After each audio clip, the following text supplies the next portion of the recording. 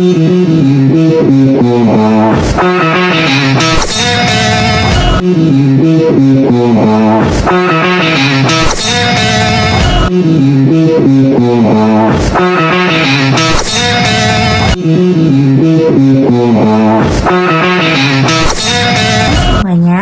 kalian pernah gak sih ngerasa kerja di tempat kayaknya gak sehat? Hari ini kita bahas hal yang sering banget kita temui, tapi jarang banget disadari. Nah, yuk kita bahas dari awal. Yang pertama, organisasi itu apa sih? Organisasi itu sederhananya adalah sekelompok orang yang bekerja sama untuk mencapai tujuan tertentu. Bisa di sekolah, komunitas, maupun bisnis.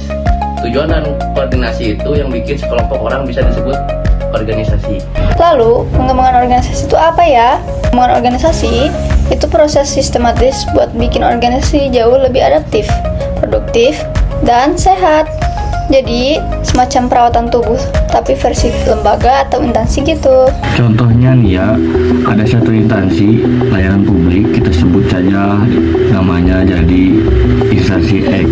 Instansi ini jadi contoh menarik buat kita bahas bareng-bareng. Nah, kenapa sih bisa dibilang organisasi ini sakit? Karena banyak banget ciri-cirinya loh, kayak budaya kerja yang kaku banget, komunikasi satu arah, bawahan cuma disuruh, gak diajak mikir bareng. Inovasi, wah tabu banget. Pegawai sering gak semangat, bahkan apatis. Perubahan dianggap ancaman, bukan peluang. Kalau dibiarkan, dampaknya serius loh. Seperti ada layanan jadi lambat dan tidak responsif, kepuasan masyarakat menjadi turun, pegawai burnout, stres, bahkan hingga resign.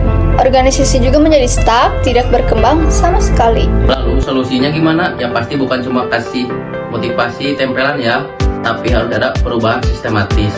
Harus ada pengembangan organisasi yang menyeluruh, mulai dari gaya kepemimpinan sampai budaya kerja. Nah, dari analisis ini, kita bisa pakai model high performance programming dari Nelson dan Burns nih. Model ini punya 4 level organisasi loh. Yang pertama nih, reaktif, cuma merespon masalah, gak punya rencana jangka panjang. Yang kedua, responsif, mulai bisa merespon perubahan tapi masih terbatas. Yang ketiga, proaktif, sudah mulai antisipasi perubahan, cukup adaptif. Nah, yang keempat ini high performing, yaitu visioner, terbuka, dan kolaboratif. Nah, si organisasi X ini masih ada di level reaktif. Jadi ya, wajar aja kalau sering keteteran dan gak adaptif sama perubahan. Terus, intervensinya gimana dong? Nah, ini beberapa langkah penting.